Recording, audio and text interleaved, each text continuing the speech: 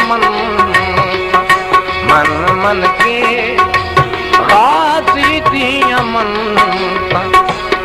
मन मन के हिम यार मनाया सोहरत दी। सब तो पहले तुसां सारियां सुनन वाले भरावां नूं मैं मोहम्मद आसिफ दा सलाम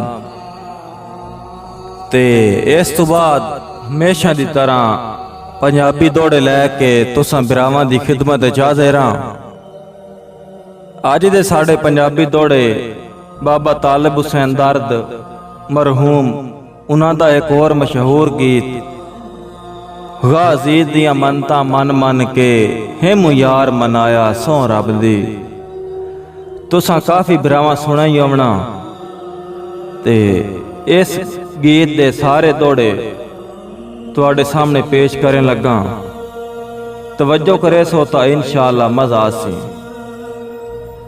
तो पहला दौड़ा के काई चीज न दे कायनात दा वाली कर दर्द अलम तू आंज नहीं। तेरी हर तकदीर ते सिर खम है कई बशर ते खाक दा रंज नहीं। ते ओ नहीं इंसान सदा सकदा जैंदे दिल च वसदे पंज नहीं। इंज दर्द शबीर च रंग मैनू यासीन दी सुके हंज नहीं।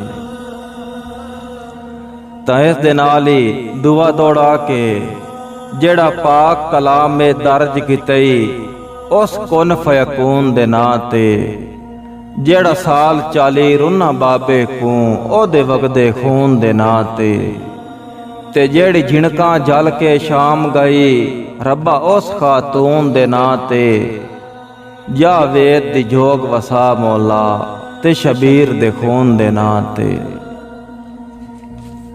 तां इस तो बाद अगला दौड़ा के बहु औखा पिन्या रब कोलों कायनात दे सुख ठुकराए मूं। सह मनतां दित्तियां गाजी दियां पै रो रो अरश हलाए मूं। दिता खून रगांदा हीरे नू जिंदगी दे हाल वंजाए मूं। जावेद गुजारा नहीं होंदा ताई पै नुकसान उठाए मूं। इस तो अगला दौड़ा के मैं तालिब सिर्फ खलूस दहा नाराज न हो दुखियां ते।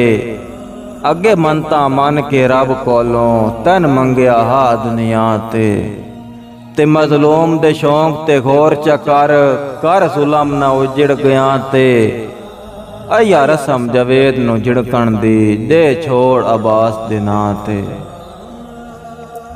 तां इस तो बाद अगला दौड़ा के गुनेगार में परले दर्जे दा नहीं इस गल तू इनकार है।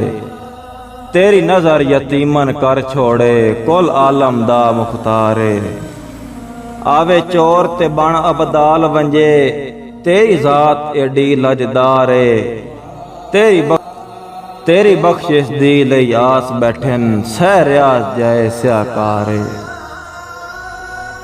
तां इस गीत दा आखिरी दौड़ा के मेरी क्यों नहीं पुजदी दस खालिक काई अकरब दा असराफ है। हर पीर फकीर नू वंज झुकिया कीती हर जा वंज खैरात ते मेरे हक के जे ना आ सकदा हो वैंदी काई गल बात इस आस्ते फजल दे ने बवैंदी थोड़े भैड़े हन हालात। तां इस गीत दे दौड़े मुकम्मल हो गए। अगर किसी बराए गीत गाजी दिया मनता मन मन के हिम यार मनाया सौ रब दी अगर किसी भाई नहीं सुनिया अगर कोई सुनना चाहता तो मैं अपने फेसबुक पेज पे अपलोड कर देसा ते अपनी राय का इजहार जरूर करना।